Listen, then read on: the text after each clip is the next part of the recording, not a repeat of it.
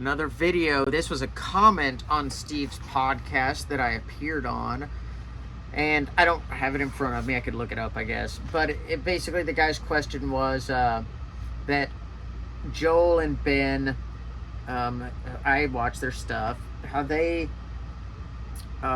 say to do doubles as a vision and grip like training technique, they don't necessarily endorse it as a way to shoot a match. And I agree with that. I don't think that they tell people to do that. I don't know either of them personally, but I don't think that's what they're saying to do. I think they're saying to use it as a grip and vision kind of diagnostic tool.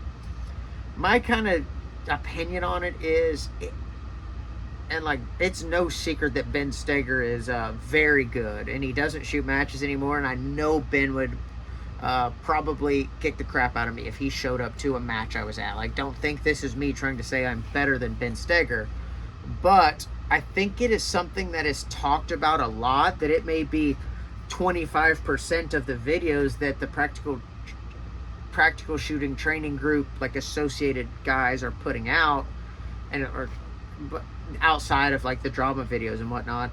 But in reality, it's like I've shot 15,000-ish rounds of ammunition. If I was going to guess, probably around 10 to 15,000, and maybe 200 or 300 of them have been doing doubles. I much prefer one-shot return, and I believe that's from Practical Shooting Training Group as well. I think one-shot return is a much better use of ammo than doubles. Watching the dot, or I guess observing the dot lift and return, and the focus is on the return.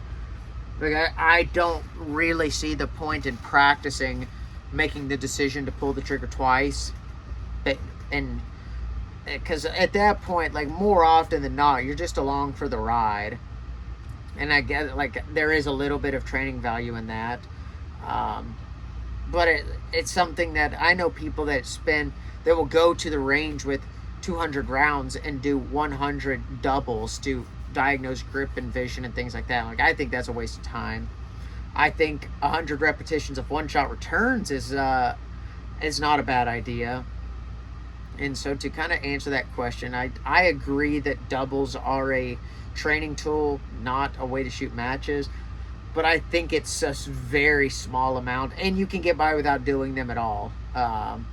And you surely don't need a Radian or a thumb rest or a Atlas or anything like that to be able to fire 2 shots on one sight picture.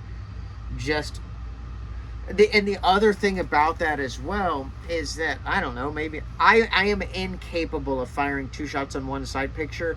Like, I shoot a Glock 47, the dot doesn't leave the window.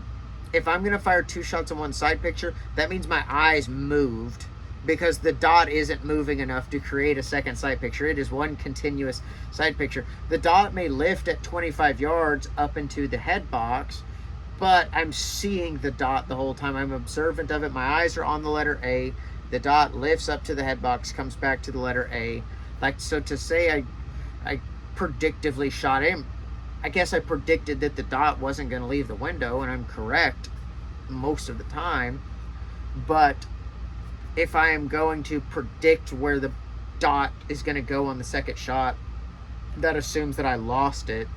And I don't think Ben loses that. I mean, when Ben's doing doubles with an Atlas with a 5.7 comp, like, I'm pretty confident he's not predictively shooting. Like, I guess he's predicting that he's going to pull the trigger twice, but he's seeing the dot the whole time, unless his eyes are moving. And then you see his results on the target, and it leads me to believe his eyes are not moving.